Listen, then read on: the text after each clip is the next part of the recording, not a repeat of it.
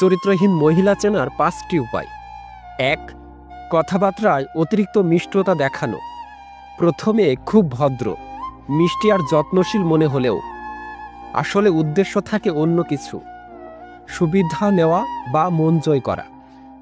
২. এমন মহিলারা একই সময়ে একাধিক পুরুষের সঙ্গে সম্পর্ক রাখে, কারোর টাকায়, কারোর আবেগে, কারোর ভালোবাসায় খেলে।